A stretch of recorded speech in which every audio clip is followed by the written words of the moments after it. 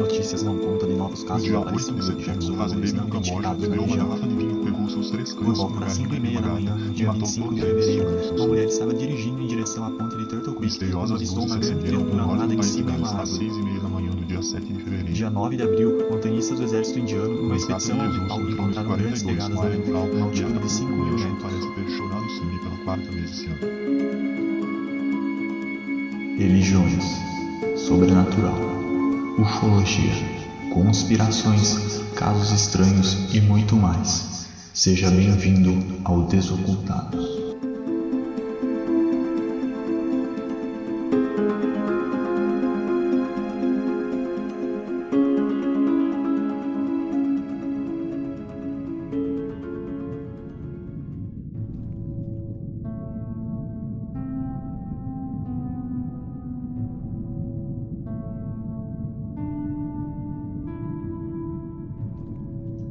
Olá, ouvintes, aqui quem fala é o Gustavo e sejam bem-vindos a mais um episódio do Desocultados. E dessa vez estou acompanhado de duas pessoas que não gravam habitualmente com a gente. Na verdade, uma delas já gravou uma vez e a outra é o Diego, que já é bem conhecido aí pelo Transcomunicação e por ter participado de alguns outros episódios com a gente. E a Rafa, que gravou com a gente aquele episódio dos Tátuas, né? Então, vou deixar vocês darem um oi aí. Opa, bem-vindos aí ao Desocultados, Diego aqui. Oi. Então, hoje estamos com uma mesa um pouco diferente. O nosso habitual host, o Vargas, tirou férias do podcast, mas quem sabe ele volta aí em algum momento a gravar com a gente. Mas então fizemos uma mudança na mesa. Trouxemos o Diego para gravar fixo, né? Agora vai ser o membro permanente dos episódios principais do Desocultados, além do Transcomunicação, que ele já está gravando, né, como host. E a Rafa se propôs também a participar com a gente em mais episódios. Não sei se a Rafa vai conseguir gravar sempre, né? Mas na medida do possível aí vamos estar trazendo ela também para dar suas opiniões, para participar das discussões com a gente. A Rafa é ouvinte do podcast, né? Era ouvinte, né? Agora vai passar a participar, né? Mas eu já conheço ela faz quanto, Rafa? Uns 5 anos? Acho que por aí, né? 5 anos exatos, acho que até. E agora estamos gravando juntos aí. E o episódio de hoje é sobre um tema chamado Atlântida, que tem suas polêmicas também, e vamos falar sobre elas no decorrer do episódio.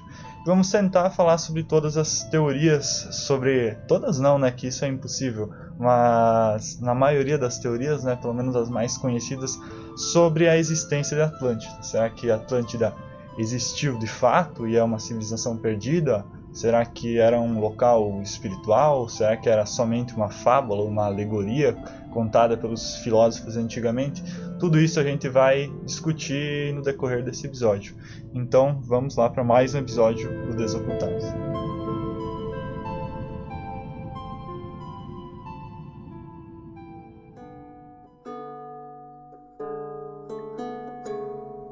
Acho que para começar é importante a gente falar em que momento da história surgiu o assunto Atlântida.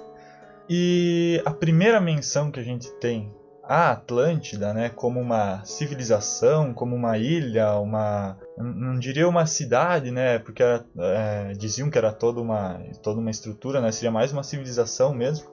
Essa menção foi feita pelo filósofo Platão. Isso por volta do século V, IV a.C.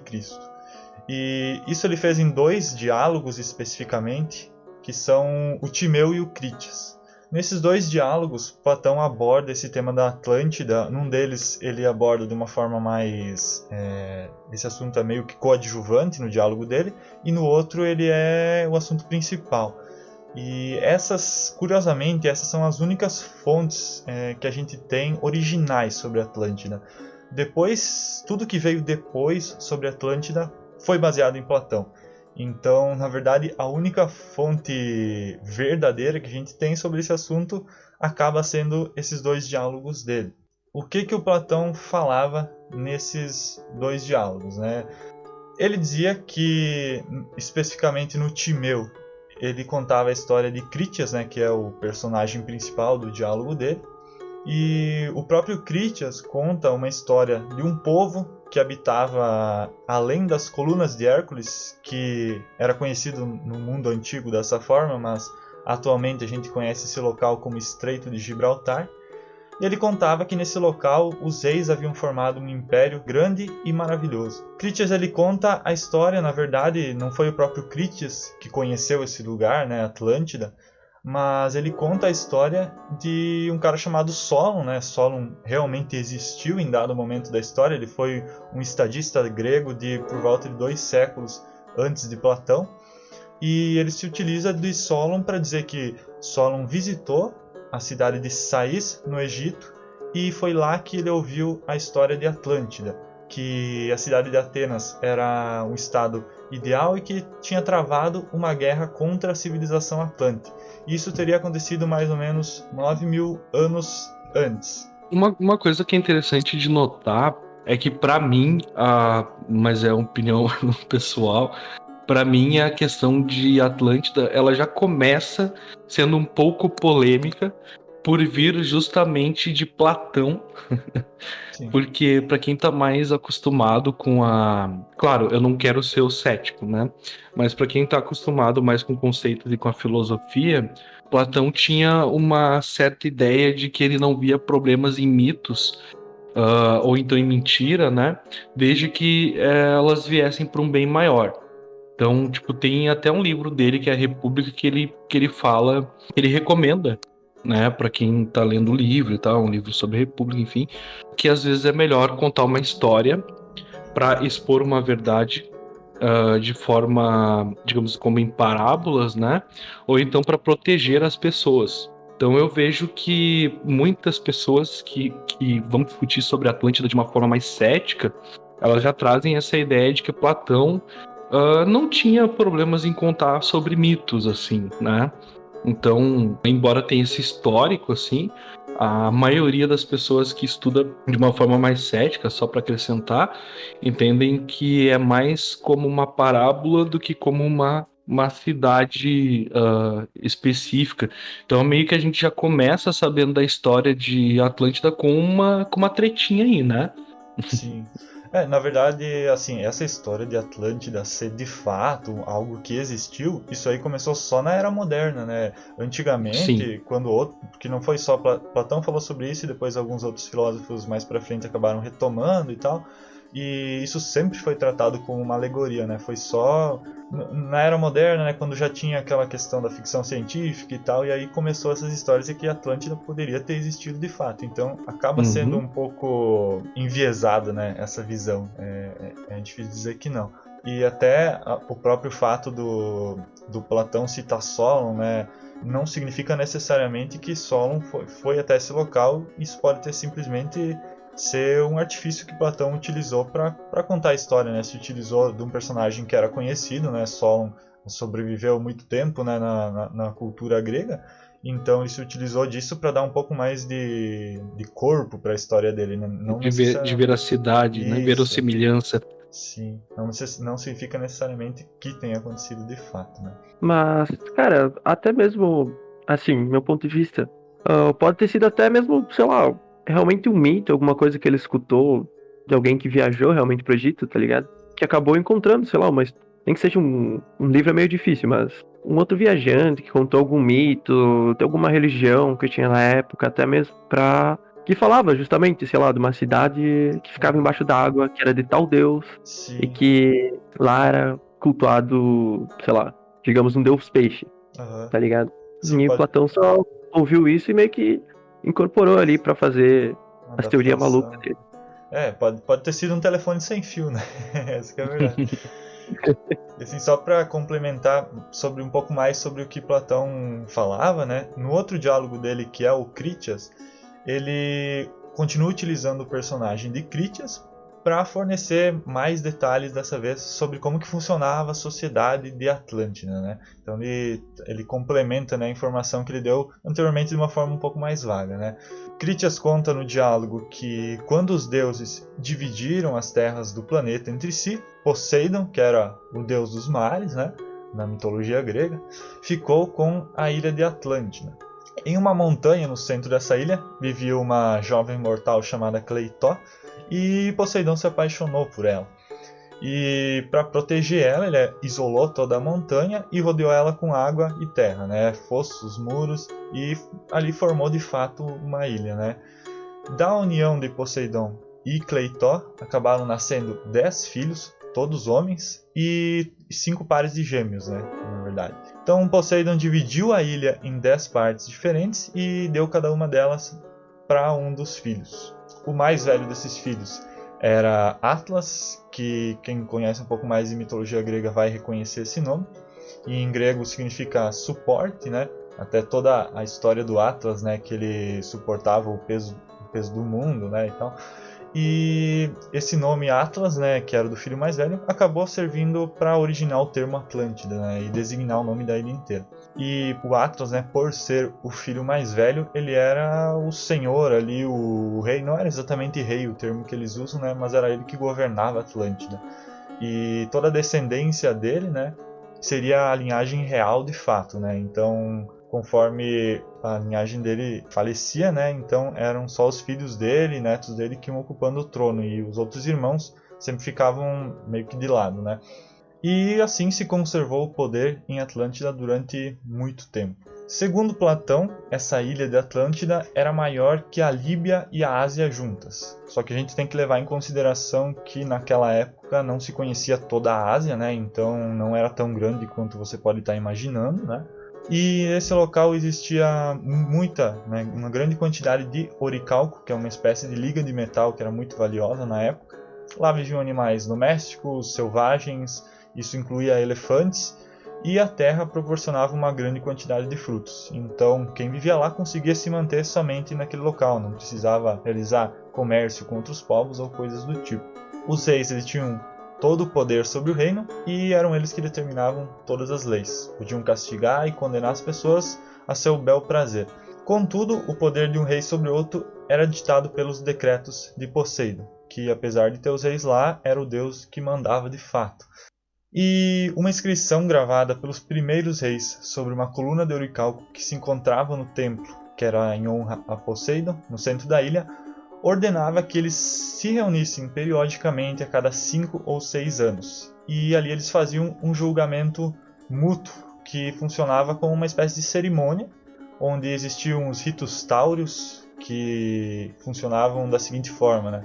Os reis eles ficavam sozinhos num recinto sagrado de Poseidon, e ali se soltavam vários touros. E o objetivo era que eles capturassem e degolassem os animais e depois se aspergissem com o sangue dele.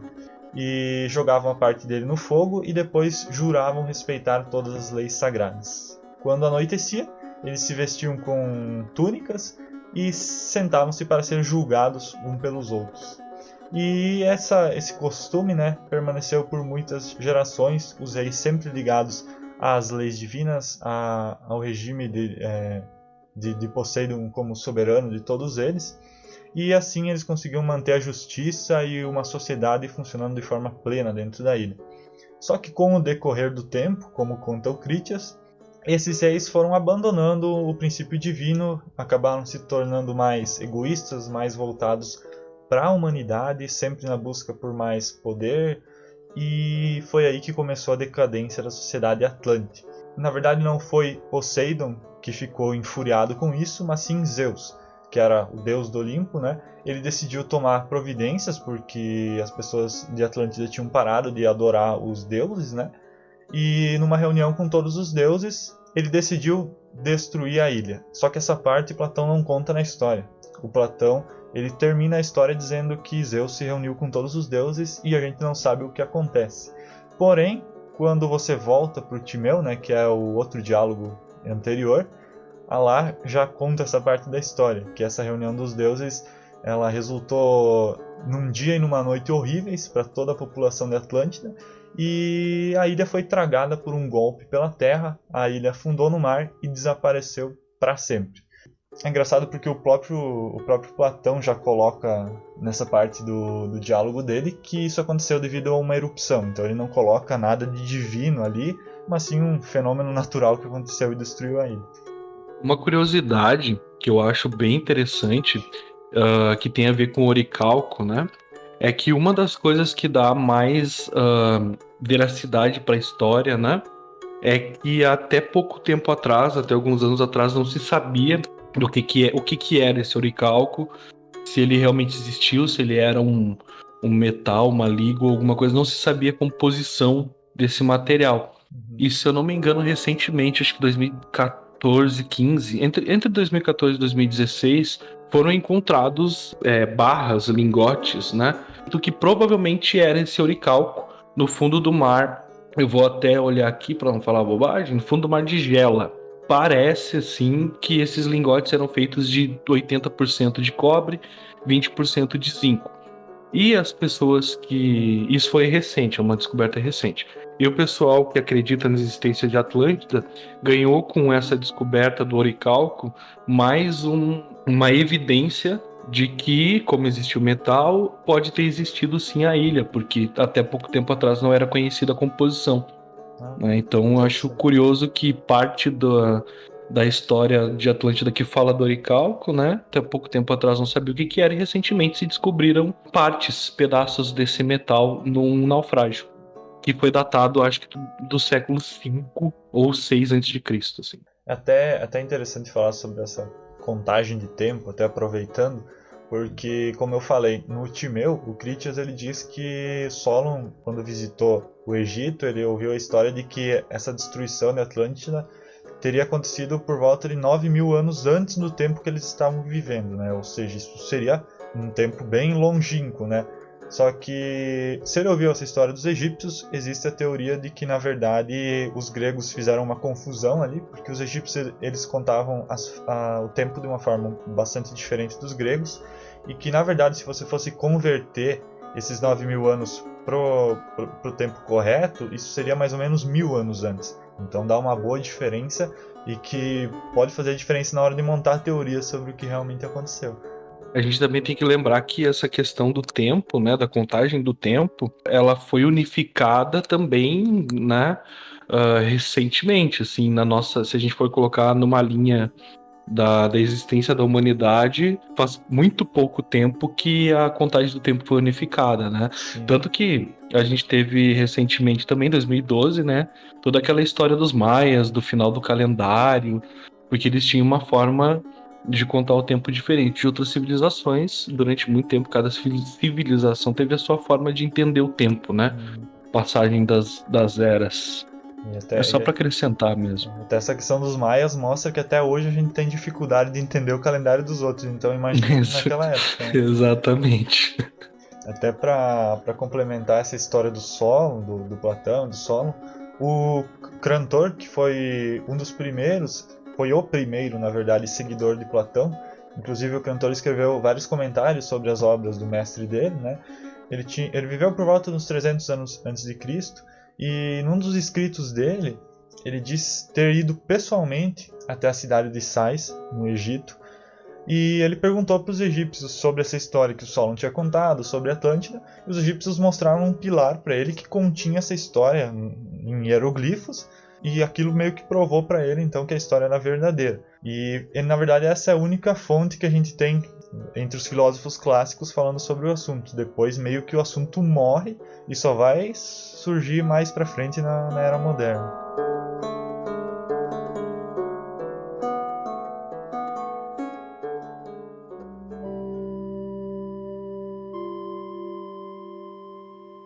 E aí, depois de saber de tudo isso, a gente se pergunta o que seria, afinal de contas, Atlântida. E a gente hoje entende que tem duas possibilidades sobre o que seria Atlântida. Ou ela realmente existiu, como foi descrita historicamente por Solon, ou ela era, como a gente disse antes, uma analogia, uma fábula contada pelo Platão para exemplificar o que seria um estado ideal. Porque outra coisa que é interessante também a gente lembrar, né, é que os fundamentos da democracia, das repúblicas, elas surgem justamente nessa época de Platão, né, com os gregos, que têm as primeiras polis. Então, a gente entende que, quem sabe, além da possibilidade histórica, né, dela ter existido e ter sido afundada por um vulcão ou por algum cataclisma, ela pode muito bem ter sido um ideal criado para exemplificar essa coisa nova que eles estavam vivendo na época, que era a criação da democracia, do Estado, da República, né? Até essa parte da destruição da Atlântida poderia ser uma analogia para como eles perderam o rumo da justiça dele, né? Da justiça deles, da democracia, e como isso acabou destruindo a civilização deles, né? Exatamente. E cara, a Atlântida pode ser até aquelas meio que parábolas que o próprio Platão fazia sobre, por exemplo, o mito da caverna. Seria, eu acho que até bem mais comparável com o mito da caverna do que realmente uma cidade fantástica que ninguém sabe onde é, sabe? A gente tem na história do ocultismo, né, uma visão de que a Atlântida seria uma busca por uma sabedoria interior, mas também se acredita que a primeira pessoa que considerou a Atlântida como real foi Athanasius Kircher, né, provavelmente motivado pela descoberta na época da América por Colombo. Ele tem um livro, uma obra geográfica chamada Mundos Subterrâneos, onde ele desenha a imagem de onde seria a localização da ilha. E aí volta-se, como o Gustavo disse, volta-se a discutir a existência de Atlântida muito tempo depois, justamente inspirado por essas novas descobertas dessa grande era de navegações que a gente teve por volta de 1300 a 1800, mais ou menos, né? A 1600, perdão. O que é totalmente justificável, né? Porque você imagina a mente das pessoas quando elas começaram a ouvir, né, que estavam sendo descobertas novas terras, coisas que eles nem imaginavam que existiriam, né? Que eles tinham toda aquela mitologia de que além do mar existiam monstros e é o fim do mundo, e de repente existiam todo novos povos, né, novas civilizações ali. Então a mente criativa deles deve ter dado uma explosão ali, e realmente é bem justificável eles terem pegado essas fontes de histórias que contavam sobre ilhas perdidas, civilizações perdidas, e ter se aproveitado disso para começar a montar narrativas em cima disso, né? Sabe uma outra coisa que foi descoberta na época que é muito interessante, que as pessoas se esquecem? Que a Terra é redonda. Sim, verdade. Desculpa, só pra dar aquela cutucada. Como o Gustavo disse, nessa época o mundo estava sendo totalmente reimaginado, né? Então essas teorias voltam com força. Em 1882, Ignatius Donnelly, ele publica um livro chamado Atlantis. O nome do livro aqui está em inglês, mas eu vou trazer para o português para facilitar a minha vida, né? Era Atlantis, ou o mundo antediluviano, onde ele defendeu a teoria que existia realmente Atlântida no passado, embora ele não apresentasse nenhuma evidência científica disso. Na obra dele, ele defende a teoria de que os cavalos foram domesticados pela primeira vez em Atlântida. Por isso que eles sempre foram um animal consagrado, no caso, a Poseidon. Até o próprio trabalho do Donnelly, ele foi um dos principais influenciadores da teosofia. E quando a Blavatsky, né, para quem não conhece, ela foi uma das fundadoras da Sociedade Teosófica, né, uma das escritoras mais importantes, né, sobre esse assunto do ocultismo naquela época. Quando ela escreveu a Doutrina Secreta, que é a Bíblia da Teosofia, por assim dizer, Atlântida foi incluída de uma forma extremamente importante dentro da teoria dela, que é uma teoria bastante polêmica até hoje. Algumas pessoas não entendem muito bem e algumas pessoas interpretam mal, outras tentam justificar de formas que não são tão justificáveis. É até um ponto polêmico, que é a teoria das raças da Blavatsky. Na verdade, a Blavatsky, o objetivo dela com tudo isso foi contrapor uma alternativa à teoria da evolução de Darwin, né, que estava em voga na época, né, se popularizando.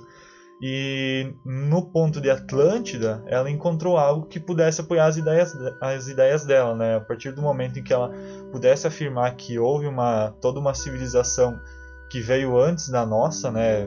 Para quem não sabe, a Blavatsky, ela afirma que diversas raças já teriam vivido na Terra antes da nossa raça humana, que ela chama de ariana, e esse é um ponto extremamente polêmico da teoria dela.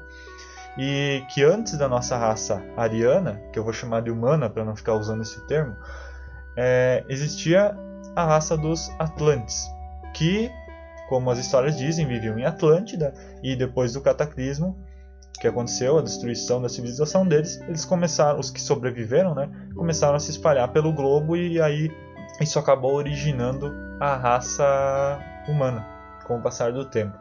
A Blavatsky também cita que houve raças antes dos Atlantes, né, como os Lemurianos, e as outras, houve duas também antes que eu não lembro o nome, até porque elas nem eram físicas, elas eram etéreas, espirituais, né?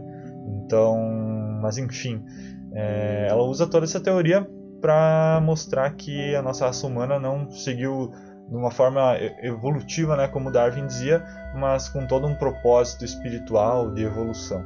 E aí dá para entender a importância de Atlântida hoje nas visões ocultistas e nas linhas de pensamento mais esotéricas, se a gente levar em consideração que que o ocultismo hoje, né, ele herda muito da teosofia, né? A gente pode, colocando numa caixinha e resumindo de forma muito, muito rasa, a gente pode dizer que muito do que a gente entende como ocultismo moderno, né, o contemporâneo que a gente vive hoje, ele é herdeiro de algumas doutrinas dessa época e de um pouco antes, um pouco depois, que são a teosofia, Telemann e outras visões, enfim, né, que meio que cimentaram o que a gente tem de ocultismo hoje.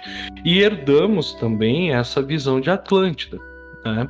E aí, tipo, por experiência própria, né, é tão vasta essa herança e ela é tão espalhada em diversas doutrinas, né, e discute-se sobre os Atlantes e sobre os Lemurianos, enfim, mas no nosso caso aqui sobre os Atlantes, em visões que parecem totalmente deslocadas da teosofia no começo, mas que tem partes dela no seu fundamento, como, por exemplo, algumas linhas de Umbanda entendem que a Atlântida existiu, que algumas linhas de Umbanda, principalmente a Umbanda esotérica, ela traz no seu cerne algumas questões desses primeiros estudos ocultistas da Blavatsky, do Crowley e de outros escritores, como eu citei. Então já dá para começar a entender por que essa discussão ela não é só uma lenda ou só um mito, mas sim um ponto importante de diversas visões ocultistas da atualidade, porque nós herdamos sim muito dos ensinamentos, dos escritos e dos trabalhos desses primeiros caras aí da época moderna, principalmente da teosofia e da Blavatsky, por mais que a teosofia tenha sim os seus pontos polêmicos, como Gustavo disse. Outro cara daquela época que trabalhou com esse conceito de Atlântida foi um cara chamado Rudolf Steiner, que ele era um esoterista, filósofo e escritor austríaco. Esse cara ele afirmou que através de clarividência ele tinha acessado os arquivos acásticos e ele descobriu tudo o que tinha acontecido em Atlântida. Então, segundo ele, os Atlantes eles tinham a capacidade de pensar na forma de imagens, eles possuíam uma memória extraordinária e eles até mesmo tinham aeronaves em Atlântida. E essas aeronaves não tinham um combustível comum, mas sim um combustível que era da energia latente das plantas. Ou seja, todo esse lugar ela era basicamente completamente não, né? Mas tinha muito do mundo astral ali mesmo, dessa questão da energia.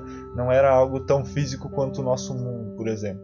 E ele dizia que o mais evoluído dos Atlantes, ele saiu de Atlântida liderando um grupo e foi até a região da Ásia Central. E lá eles encontraram um líder, não fica claro quem seria esse líder, né? Se a gente pegar a questão da teosofia, provavelmente vão dizer que era um mestre ascensionado, que estava lá posicionado por toda uma questão kármica para instruir esses caras. E esse mestre ele instruiu esses Atlantes, que tinham saído de Atlântida, num processo de refinamento espiritual. E foi justamente desse grupo que saiu de Atlântida que surgiu os primeiros arianos.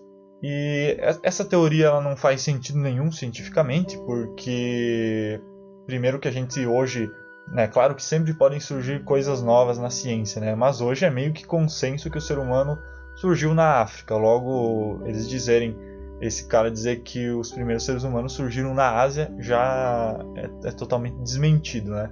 Aí a Blavatsky, na teoria dela, ela conta uma história um pouco diferente. Ela conta que quando os Atlantes tiveram a sua civilização destruída e fugiram, eles foram para um local chamado Cordilheiras do Atlas. Isso fica no noroeste da África. Faz um pouco mais de sentido do que essa teoria do Steiner, né?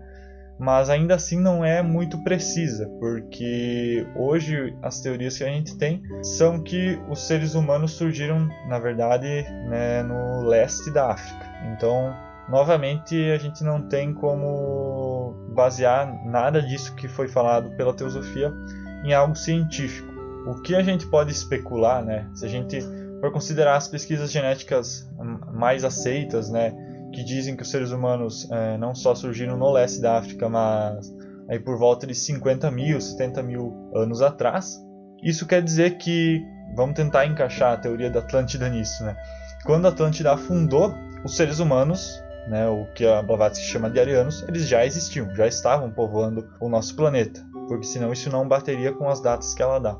E nessa época que a Atlântida afundou, os seres humanos já estavam espalhados, eles já tinham executado o movimento de migração para locais como a Europa, para locais como a Ásia, e também já tinham atravessado para as Américas.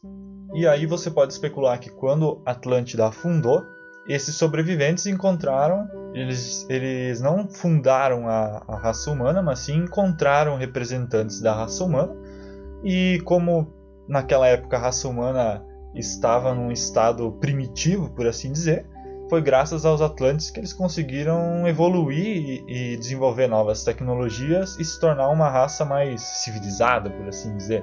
Então é uma teoria que dá pra gente forçar e encaixar dentro da teosofia.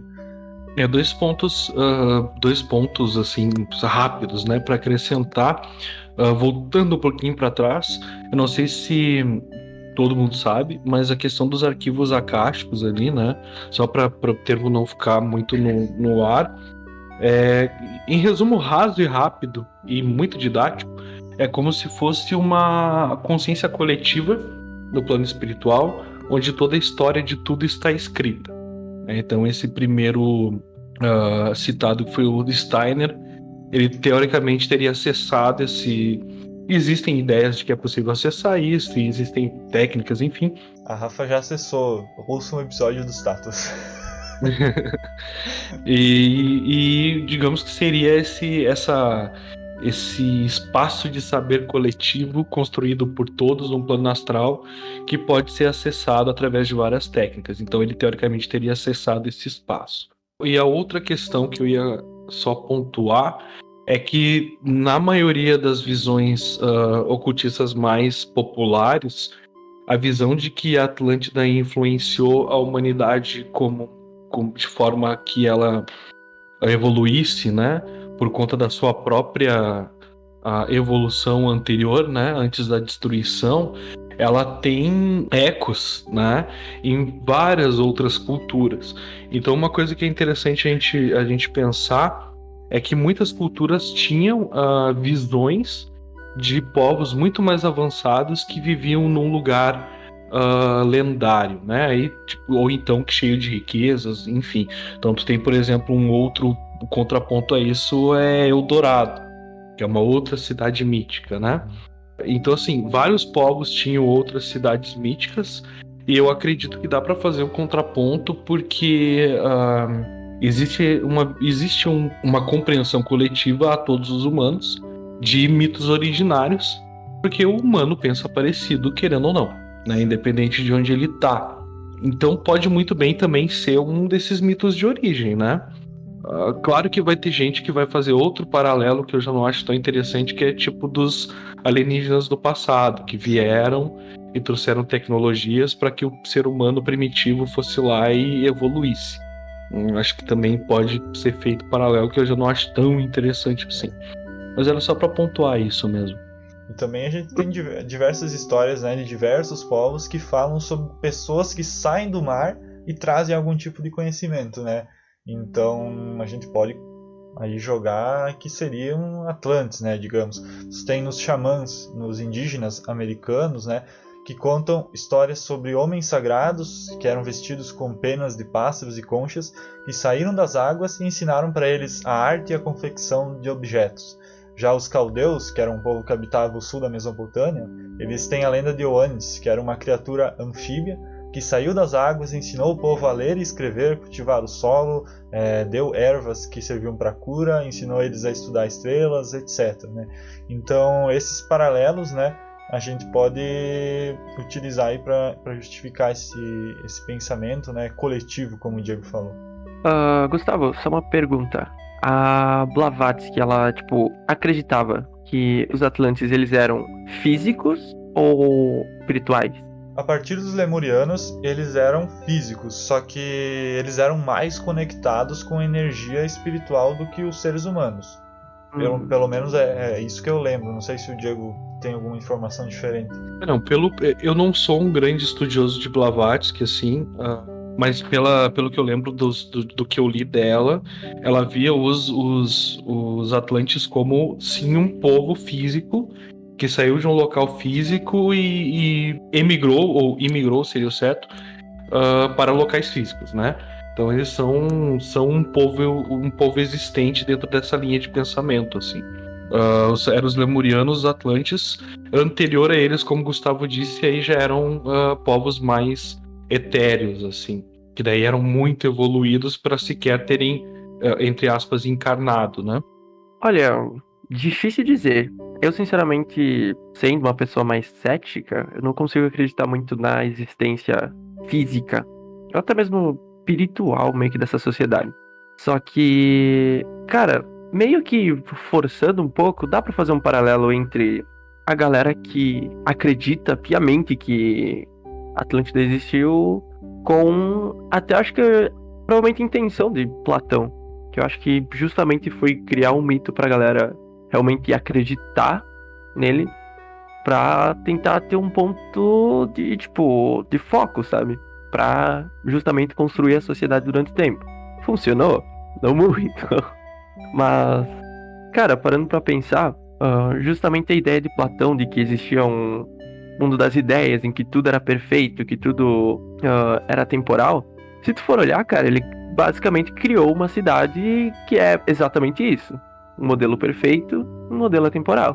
Claro, meio que a cidade foi destruída, sim, mas seria meio que um modelo o mais padrão de sociedade, o que a gente deveria buscar. Então, inclusive eu chamo até o Platão de He-Man da sociedade antiga, que o cara era bombado e sempre fazia essas historinhas pra dar uma lição de moral no final, tá ligado? Então, Maravilhoso. basicamente, eu acredito que falar que Atlântida era um lugar físico seja até extrapolar um pouco essa linha de, tipo, metafísico e físico, ou metafísico e sensível. Porque acho que, independente ou não, as barreiras entre esses dois mundos, entre aspas, estão bem divididas.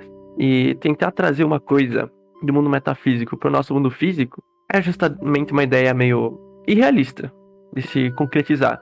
Claro que tem evidências de, tipo, cidades embaixo da água, até estruturas que a galera, tipo, fotografa mesmo, mas eu acredito que seja até um pouco estranho a gente não ter certeza se é Atlântida ou não, tanto porque tem, que nem foi falado antes, aquelas placas de oricalco no centro da cidade que ninguém acha, sabe?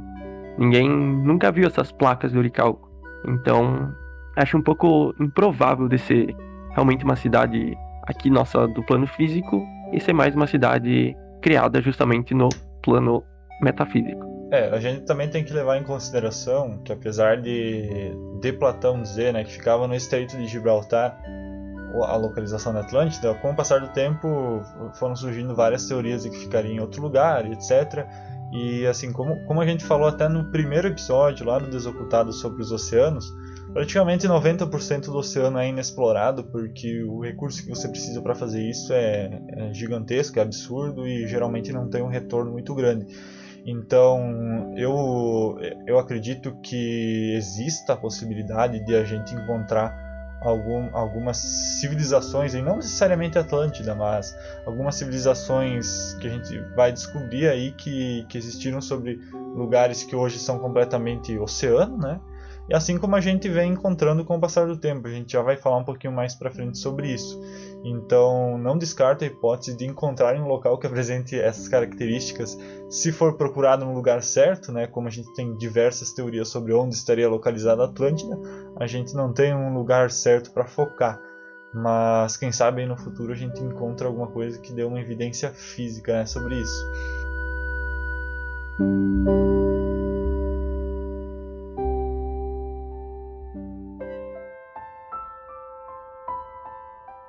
Pelas descrições que a gente tem da sociedade atlântica, eu até vou falar agora um pouco mais sobre isso, a gente vê que o negócio não era tão físico assim. A gente poderia argumentar que eles viviam num certo paralelo entre o espiritual e o físico, e que na verdade a história só está meio distorcida, e que na verdade os Atlantes simplesmente reencarnaram como humanos depois, etc. Porque a história conta que a Atlântida chegou a ter 2 milhões de habitantes. Então era uma ilha extremamente populosa. Como eu disse antes, eles tinham aeronaves. Algumas fontes, né, contam uma história um pouco diferente. Enquanto lá atrás eu disse que eles utilizavam uma energia que vinha das plantas, aqui já tem uma outra fonte que diz que eles utilizavam uma energia psíquica chamada Vril. E com essa energia eles eram capazes de inúmeras coisas, inclusive transformar qualquer tipo de metal em ouro. O sistema econômico de Atlântida era socialista, e eles foram os responsáveis por organizar as primeiras estratégias de guerra, que depois eles então iriam passar para os seres humanos e iriam originar todas as guerras que seguem até hoje aí, né? O que na verdade, né, diferindo um pouco da história de Platão, se conta também, é que os Atlantes, eles, na verdade, não foi que eles se tornaram simplesmente egoístas ou sedentos por poder, mas sim que algumas parcelas, né, da população atlante se envolveram com magia negra, né, entre aspas, né. Eu não gosto muito desse termo, né, mas enfim, eles foram corrompidos por essa magia mais egoísta, né, em vez de destinar suas ideias para ajudar a população como um todo, eles procuravam o autodesenvolvimento. E porque eles foram corrompidos por um dragão, e aqui a história é bem vaga, alguns dizem dragão, outras fontes dizem que era um demônio, na verdade, chamado Tevetat. E as pessoas, né, que se envolviam com essa magia, elas acabavam se tornando egoístas, materialistas. Conforme isso foi se espalhando pela sociedade atlante, então houve aquele julgamento dos deuses e tudo foi destruído, né? Houve batalhas, guerras entre os magos negros e os magos brancos, por assim dizer, de toda a Atlântida, né? Só que os magos do bem, né, eles foram avisados por um mestre ascensionado, né, como a teosofia gosta de colocar os mestres ascensionados como aparecendo a todo momento para direcionar o karma, né, do nosso mundo. E esse mestre ascensionado avisou esses magos do bem, né, altruístas, que fugissem da cidade porque ia acontecer um grande terremoto e ia destruir tudo. E foi esses aí que conseguiram escapar, né, os sobreviventes, né, que conseguiram ter contato depois com a raça humana, ou talvez que originaram ela. Existe até a teoria de que Noé teria sido um dos sobreviventes, né, e aí você enfia no meio a história do dilúvio, que também é uma história que é comum a diversas civilizações do passado, e que poderia encaixar com uma alegoria para a inundação da Atlântida. E também vai ter linhas que vai dizer que, na verdade, os sobreviventes foram os primeiros egípcios. E aí a gente tem toda aquela história de que os egípcios são os pioneiros de todo o esoterismo, né, que sobrevive até hoje, né? Rosa Cruzes pregam muito isso também. Essa visão da guerra, de ter sido corrompido por magia negra, de que o mestre ascensionado chega e pede para que o pessoal fuja, ele vem muito forte essa ideia, principalmente depois da teosofia como um todo, né? Até porque já são termos que estão mais próximos da teosofia. Essa questão que o Gustavo falou dos mestres ascensionados é um deles, assim. E a teosofia falava muito, né, da magia negra e de que você... Eu não sei exatamente se era o termo magia negra que eles usavam, mas eles diziam que existia, né, uma magia boa e uma magia ruim, né? Um uma ideia que hoje não é mais tão popular entre os esoteristas mais sérios, né, mas que sobrevive na cultura popular, sem dúvida nenhuma. Eu já tive contato com algumas doutrinas que têm essa visão mais próxima da teosofia, e até hoje eles têm uma crença de que a Atlântida existe, até porque para a teosofia a crença em Atlântida era verdade, né? Tinha existido, é parte da construção da literatura esotérica da teosofia, e que existem essas guerras e essas batalhas acontecendo até hoje entre os magos negros e magos brancos e tal. Então, embora não seja tão comum, não é uma coisa tão distante assim. Eu já vi isso até dentro de terreiro, gente, esse tipo de ideia. Sim. Então, aliás, tem, como eu falei, a curiosidade, né? Tem uma parte da Umbanda esotérica que ela também leva a Atlântida como uma coisa existente até hoje, e que muitos dos ensinamentos que a gente tem que vieram da África foram inspirados pelos Atlantes. Então não está tão longe da nossa religião, da nossa realidade, assim. Mas agora falando mais sobre justamente a destruição de Atlântida, dá pra fazer muito um paralelo com Sodoma e com Gomorra. Se você parar pra... Claro, tem que dar umas marteladinhas, mas Faz sentido. numa visão geral, assim, é muito parecido. Principalmente pelos, justamente os líderes dessas cidades terem sido corrompidos, as pessoas também estarem meio corrompidas, e até a forma de destruição é até um pouco parecida. Que, tipo, meio que choveu fogo em Sodoma e Gomorra e Atlântida foi um vulcão.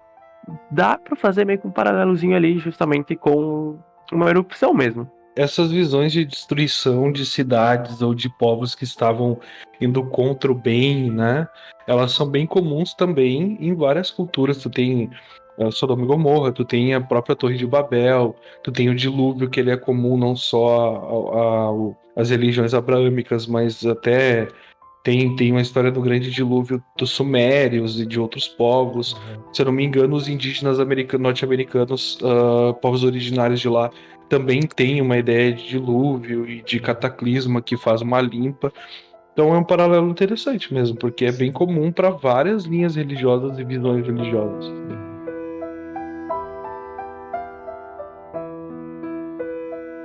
Falando um pouco mais sobre onde estaria localizada a Atlântida, né, no passado, e hoje também as suas ruínas, no caso. Como eu mencionei anteriormente, a maioria dos esoteristas e pessoas que acreditam que a Atlântida existiu de fato, confiam na história de que Platão contava, né, de que estaria no Estreito de Gibraltar, o que é hoje Estreito de Gibraltar e que eram as Colunas de Hércules. A Ilha da Atlântida, segundo descrições de como ela seria no passado, ela tinha uma porção central que era cercada por 2 porções de terra e 3 de água. Existiam pontes e canais que foram construídos pelos habitantes para interligar esses locais, o que dá a entender que eles poderiam se transportar dentro da água. Talvez eles eram capazes de nadar com uma certa tranquilidade, né? E até isso justificaria como que eles conseguiram migrar para os continentes depois da destruição, né? E havia também o centro da ilha, que era onde a coisa acontecia, onde existiam as cidades, né, os centros, os templos, as feiras, enfim, a vida pública acontecia toda ali. Então, se a Atlântida existiu de fato, as ruínas que existem dela hoje são imensas, né? Então, não é algo que passaria despercebido caso alguém fosse realmente procurar um lugar certo. E ao longo da história, a gente tem aí os casos de diversas cidades submersas que foram descobertas, como eu até tinha mencionado antes. Então, até a gente pode dizer que Atlântida pode ter sido uma dessas cidades que foi descoberta, né? Porque essas cidades submersas que são descobertas com o passar do tempo, elas dificilmente são exploradas a fundo, né? Como eu disse antes, todo o recurso que você precisa ter para fazer isso, muitas vezes não vale a pena ou não existe investimento, né, para isso, e quem gostaria de fazer isso não tem a oportunidade de fazer. Então a gente fica aí com fotos e alguns registros arqueológicos da superfície do local. E a gente tem locais aí como, por exemplo, o Parque Nacional Doñana, que fica na costa da Espanha, que coincide com a localização descrita por Platão. A gente também tem uma cidade subaquática que fica nos arredores de Cuba, que tem até estruturas piramidais, né? Tem toda aquela história de que os atlantes, quando foram para o Egito, eles instruíram os egípcios na construção das pirâmides, né? E até essa cidade que fica ali perto de Cuba, não tem nenhuma explicação de como que essas pirâmides foram parar naquele local, porque ela diverge da cultura que existia naquela época, né? E até os arqueólogos eles falam que para essa cidade que foi encontrada ali debaixo, na parte submersa ali de Cuba, para que ela estivesse ali, ela teria que ter sido construída há mais ou menos 50 mil anos atrás. O que, segundo eles, seria impossível porque nenhum local humano tinha capacidade arquitetônica para construir aquilo naquela época. Então, até a maioria chega a dizer que essas pirâmides se construíram com base em sedimentos rochosos que foram se encontrando, né, com o movimento das marés, né, das ondas, e acabaram formando, por coincidência, 3 ou 4 pirâmides ali no local. O que até é meio forçado, mas não deixa de ser uma teoria também. Mas elas realmente aparentam, assim, eu vou até deixar essas imagens que a gente está falando, eu vou deixar tudo no post depois, e se você conferir essa, você vai ver que as pirâmides são bem formadinhas, assim, parece realmente algo construído. Olhando a imagem, parece muito organizado para ter sido feito caoticamente por sedimentos caindo ali, né? Sim, e não tem nem só as pirâmides, né? Tem até umas estruturas assim ao redor. Sim. Então é bem... Eu só queria reforçar um ponto aqui. Atlântida era socialista e encontraram esses sedimentos perto de Cuba. Provado. Pronto, eu não acredito. Até, na verdade, assim, esse local em Cuba seria totalmente divergente, né, de onde Platão descreveu, né? Fica do outro lado do mundo, né? Mas quem sabe, né? Atlântida não era uma coisa só, né? Como até o Diego citou antes, né? Várias civilizações têm histórias sobre locais desse tipo, né? Civilizações embaixo da água. Então poderia ser uma das Atlântidas, né? Tem um outro lugar no Mar Egeu, que é em Santorini. Tem evidências arqueológicas que realçam a hipótese dessa localização como sendo a Atlântida, né? No centro da ilha tem um círculo com anéis em torno de um vulcão, que provavelmente entrou em erupção em tempos muito antigos, né? Tem ainda a teoria de que a Atlântida estaria escondida sob o gelo da Antártida, e outras teorias que são mais pseudocientíficas estimaram que há mais de 12 mil anos atrás a Antártida não tinha gelo, portanto pessoas poderiam ter vivido lá, né? Pode ser encontrado resquícios de cidades antigas debaixo do gelo. Tem também a teoria da conspiração que diz que os nazistas foram até a Antártida e construíram bases lá porque encontraram cavernas debaixo do gelo. E lembrando também que, junto dessas teorias da conspiração, trazendo também um pouco da questão de volta para a teosofia, teoricamente existiu a Sociedade Thule, que era uma das principais pesquisas deles eram sobre o Vril e sobre a Atlântida. E eles foram pesquisar nos polos a possível existência dessa energia telúrica e dessas cidades. E querendo ou não, de uma forma meio entortada, poderia afirmar as teorias de raça superior deles lá, que a gente sabe, né, que não só é uma besteira sem tamanho, como é algo inaceitável, assim. Tem uma teoria ainda mais bizarra sobre a localização da cidade.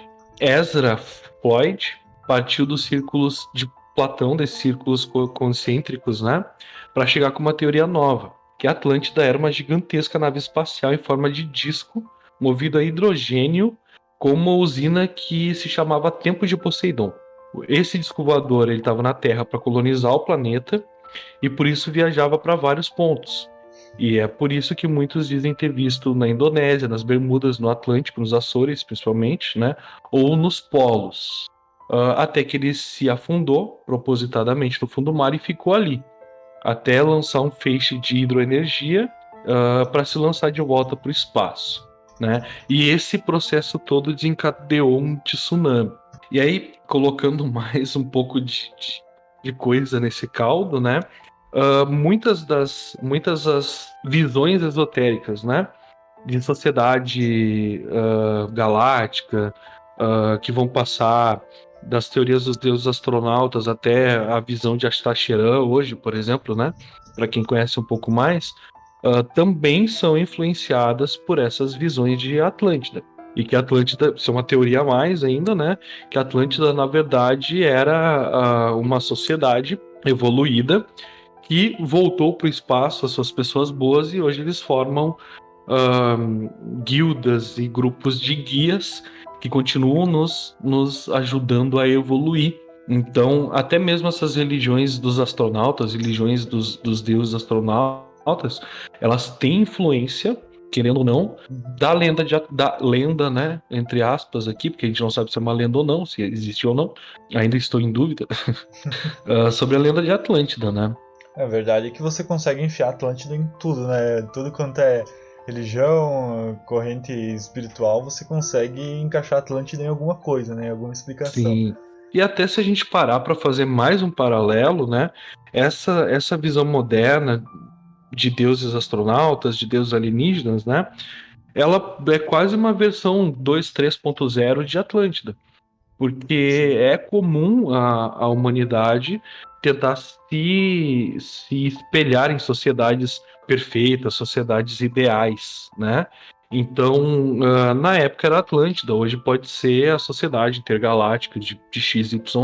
Né? Isso, independente da cidade ser real ou não, uma coisa que é real é essa necessidade de termos exemplos, né? E esse paralelo que é comum ao ser humano buscar esses exemplos em coisas muitas vezes fantasiosas, né? Até dá pra gente já encaixar sobre a questão das teorias de que Atlântida seria meramente uma alegoria, né? E até o próprio Aristóteles, né, que foi discípulo de Platão, ele acreditava, né, como a gente falou lá no começo, dentro dos filósofos clássicos não existiu em nenhum momento a ideia de que Atlântida existiria de fato, né, e Aristóteles já falava nela também já considerava ela também uma alegoria. O filósofo Francis Bacon, já trazendo um pouco mais para tempos mais modernos, né, no romance utópico dele, A Nova Atlântida, ele utilizou essa figura da civilização atlântica para uma alegoria para defender a ideia do progresso tecnológico e científico. E como eu disse até lá no começo, né, toda a história de Atlântida, essa parte dela ter sido uma civilização ideal, toda formada com bases na justiça, na democracia, ela também apresenta o caráter cíclico, né, e de regeneração da civilização. Né? Então, a partir do momento em que você corrompe a sua sociedade, que você perde a noção dos ideais, né, que mantém ela funcionando, ela acaba se destruindo. Né? Nesse caso, se usa o artifício de dizer que foram deuses que destruíram ela e tal, para mostrar o caos que pode advir de você perder as rédeas da civilização. Né?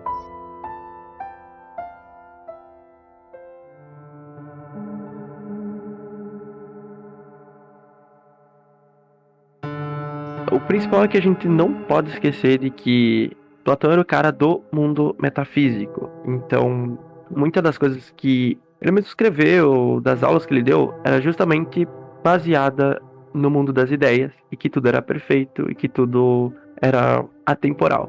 Por isso que eu acredito que a Atlântida seja não uma ideia de um lugar físico, mas de um lugar metafísico.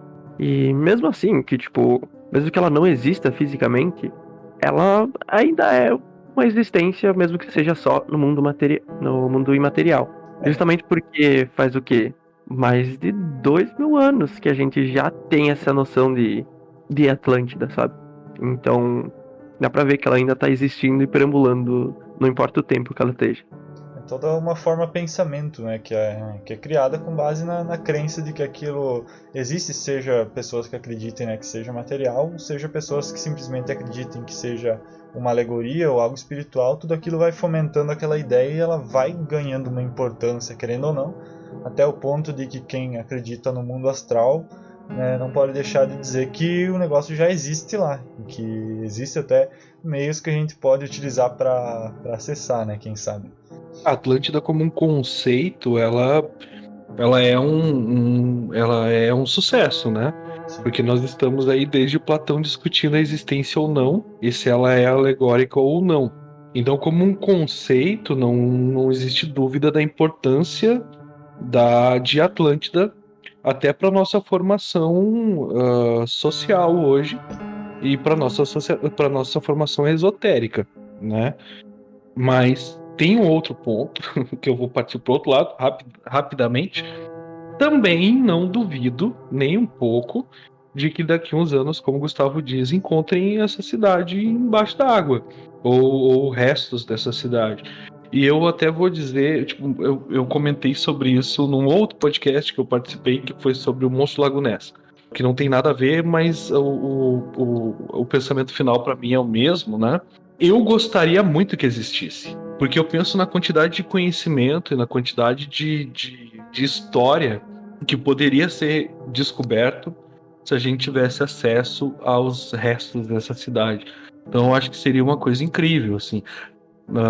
Eu acho que o mundo é muito mais divertido quando a gente tem essas cidades perdidas, esses monstros, esses mitos convivendo com a gente num plano físico de alguma forma, assim. Até para deixar nossas ideias e opiniões finais, né, sobre Atlântida, né? Eu acabei assistindo um documentário pesquisando para fazer a pauta mesmo, que eu achei, estava pesquisando no YouTube algum documentário sobre Atlântida para complementar o que eu já tinha pesquisado. E aí me deparei com um lá e acabei assistindo, e é um documentário de 1h30 por aí, que tem o título de Atlântida, a Civilização Perdida, uma coisa assim, só que em nenhum momento no documentário eles citam Atlântida. Mas assim, valeu a pena ter assistido o documentário, porque ele fala sobre o conceito das civilizações perdidas e me deu várias ideias sobre como que pode ter se dado o fenômeno de Atlântida, se é que ela realmente existiu, né? A gente pode considerar que foi uma civilização que existiu há muito tempo, e que em algum momento, algum evento aconteceu, a gente pode até dizer que foi um meteoro, um asteroide, algum objeto espacial que caiu sobre a Terra e destruiu não só a Atlântida, mas como essa civilização, esse local que eles encontraram ali em Cuba, que pode ter sido uma civilização que não tem lógica nenhuma estar ali, por causa de toda aquela questão de tempo.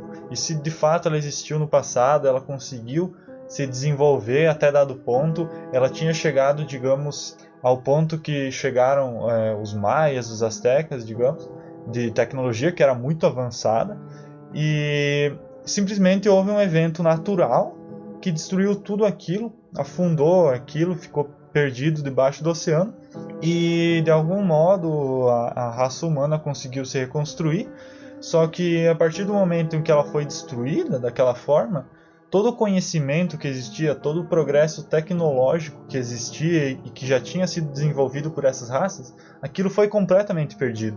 Até nesse documentário que eu assisti, eles citam um depósito de sementes da Svalbard, que ele fica num depósito subterrâneo numa ilha lá na Noruega.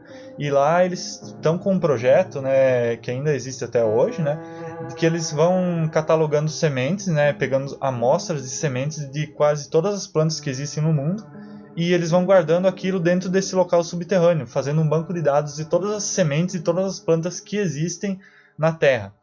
E até o objetivo é que se um dia a civilização humana for completamente destruída, se alguém achar esse depósito, vai ter acesso a tudo que existia antes, a todo aquele banco de dados botânico do planeta. A gente poderia fazer isso de diversas formas, né? Hoje com a tecnologia, né? Com a informatização. Mas isso hoje, né? Se você parar para pensar 50 mil anos atrás, todo o progresso tecnológico que civilizações poderiam ter tido pode ter sido completamente varrido e completamente perdido do planeta, e a gente não tem nem noção de que isso aconteceu por causa de um evento natural. Então, se você parar para pensar para esse lado, é completamente possível que tenham existido civilizações avançadíssimas no passado que infelizmente não tiveram meios de deixar um legado para nós, e a gente teve que começar tudo do zero. A minha parte concluindo assim, e complementando, né? É só recordar mesmo que quase todos os povos tiveram essas cidades ideais e lugares mitológicos, assim, né? Então, tipo, eu acho interessante que a gente tem Atlântida, a gente tem Agartha, a gente tem Eldorado, a gente tem Mu, que é um continente, imagina, um continente inteiro perdido, né? Hiperbórea, próprio Avalon dos mitos arturianos, né? Então, é uma coisa comum e às vezes me leva a pensar que se realmente não perdemos esses lugares de alguma forma, né? Porque todos os povos têm as suas cidades míticas, como Atlântida. Meu pensamento final continua o mesmo, de que Atlântida realmente só é uma alegoria, mas isso não descarta o valor dela, que tipo, ela teve durante a história, sabe? Tanto pra ser um modelo de sociedade a se buscar, quanto pra galera que realmente acredita e que pelo menos tem um, sei lá, um objetivo de vida que é encontrar os malucos de Atlântida. Então, realmente, acredito que Platão, se esse foi o intuito de Platão de fazer gerações e gerações comentarem sobre essa cidade perdida, acho que ele conseguiu, tá de parabéns. E se não foi, o cara, ele não tinha nem noção nenhuma que isso ia virar toda essa sensação que é hoje em dia. Infelizmente não temos como conversar com Platão, né, para ver o que ele acha de tudo que a Atlântida virou, né, hoje em dia. Mas acho que é isso, gente. Acho que a gente cobriu uma boa parte das teorias sobre Atlântida. E se você acredita ou não em Atlântida, acho que é um fato de que você pode explorar ela de alguma forma, seja se você acredita que ela seja uma alegoria, estudar ela de forma a entender melhor esse ideal que existia, né, e que persiste até hoje sobre um estado ideal. Se você acredita nela de forma espiritual, quem sabe você consegue acessar ela através de uma viagem astral, ou até, se a gente considerar que foi uma raça que veio antes da gente, então nós chegamos a ocupar o lugar deles e hoje estamos reencarnando como humanos. Quem sabe uma regressão aí mostra nosso passado como Atlantes também. Com esse pensamento, finalizamos o episódio de hoje. Deixo aqui meus agradecimentos para todos os que ouviram até aqui, ouviram até o final. A todos os que ouvem o podcast Desocultados, que compartilhem com pessoas que conhecem, curtam as nossas postagens lá no Instagram, que é onde a gente fica mais ativo, e que assinem o nosso feed para receber sempre que a gente posta um episódio novo. Agradeço também o Diego, que se propôs aí a participar mais e ajudar com esse pequeno hiato do Vargas, e também a Rafa, né, que se propôs a estar ajudando nesse sentido. Obrigado aos ouvintes, obrigado ao Diego e a Rafa, e até uma próxima. Tchau, tchau. Valeu, até mais.